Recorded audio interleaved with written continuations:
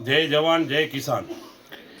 આજે ભારતીય કિસાન સંઘ દ્વારા તારીખ 12/12/2025 નેશનલ હાઈવે 8 નંબર બંધ કર્યો ત્યારે કલેક્ટરશ્રીએ, એસપીસીએ અને ભારતીય કિસાન સંઘનું ગુજરાતનું પ્રતિનિધિ મંડળ અને કચ્છના પ્રતિનિધિ મંડળ વચ્ચે બાંયધરી આપી હતી કે જ્યાં સુધી ખેડૂતો સાથે સંવાદ નહીં થાય, સમાધાન નહીં થાય ત્યાં સુધી કામ ચાલુ કરવામાં નહીં આવે।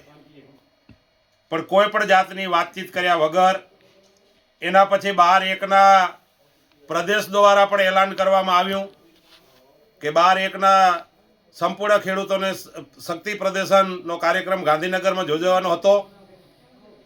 8મી તારીખે સરકારના 3 મંત્રીઓ, મુખ્યમંત્રી શ્રી બાંયધરી લીધી કે ભાઈ તમારા પ્રશ્ન નહીં ઉકેલાય ત્યાં સુધી અમે કામ કરશું નહીં।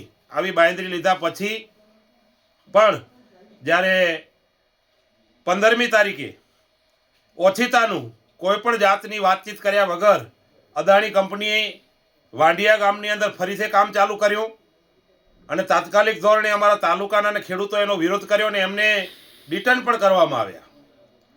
ત્યારે આજે સવારમાં જ એટલે 16 તારીખે વાંડિયાની અંદર ભારતીય કિસાન સંઘના કાર્યકર્તાઓની એક સભા બોલાવવામાં આવી। સભા બોલાવ્યા પછી અમે કામ કરતા હતા ત્યાં સ્થળ ઉપર પણ ગયા અને કામ બંધ કરાવ્યું।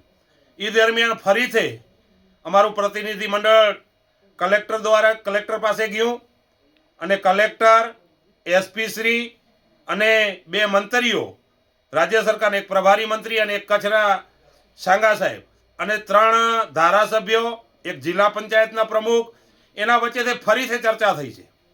ત્યારે એમને ફરીથી બાંયધરી આપી છે આજે કે જ્યાં સુધી સમાધાન નહીં થાય ત્યાં સુધી અમે કામ નહીં કરે એવી આજે એમને કંઈક સીઓમાં ફોન કરીને પણ ચર્ચા કરી છે। એટલે હું આપના માધ્યમથી મંત્રીશ્રીઓ, કલેક્ટરશ્રી, એસપીશ્રીને કહેવા માગું છું કે હવે ખેડૂતો સાથે દ્રોહ ન થાય, જ્યાં સુધી સમાધાન ન થાય ત્યાં સુધી કોઈ પણ કામમાં અહીંયા ખોટી રીતે ખેડૂતોને આવીને હેરાન ન કરે એવી આપના માધ્યમથી હું એમને વિનંતી પણ કરું છું। વારે ઘડીએ બોલીને ફેરફાર થાય એ બરાબર નહીં। કંપનીનું વલણ છે એ યોગ્ય નથી। આજે જ્યારે ખેતર ઉપર ગયા ત્યારે એ લોકોને તો કોઈ પણ પરિસ્થિતિમાં પોલીસની હાજરીમાં ઝઘડો કરવો પડે, કાર્યકર્તાઓ સાથે ઝઘડો કરવા માટેની તૈયારી કરીને આવે છે કે અમે ઝઘડો કરીને કેમ ફરિયાદ દાખલ થાય। એટલે આપના માધ્યમથી હું પોલીસને પણ કહું છું કે આવું વલણ, તમારું વલણ છે એ બરાબર નથી। કંપનીના લોકો દાદાગીરી કરે અને આપ જોતા રહ્યો એ બરાબર નથી। એટલે તમે બંને બાજુને ધ્યાનમાં રાખી અને રક્ષણ આપવું જોઈએ। અને જે કામ કરે છે એ બિલકુલ નીતિ નિયમ બહાર કામ કરે છે।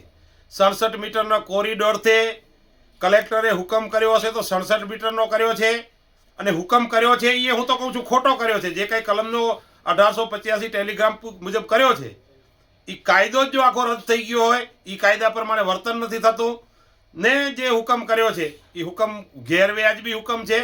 અને એનાથી આગળ જઈને 67 મીટરથી બારે આજે હું સ્થળ ઉપર ગયો તે મને ધ્યાન આવ્યું છે કે જે તાણિયા માર્યા છે એ તો કેટલાય છેટા સુધી ખેતરોમાં તાણિયા માર્યા છે, ઘણું બધું નુકસાન કર્યું છે।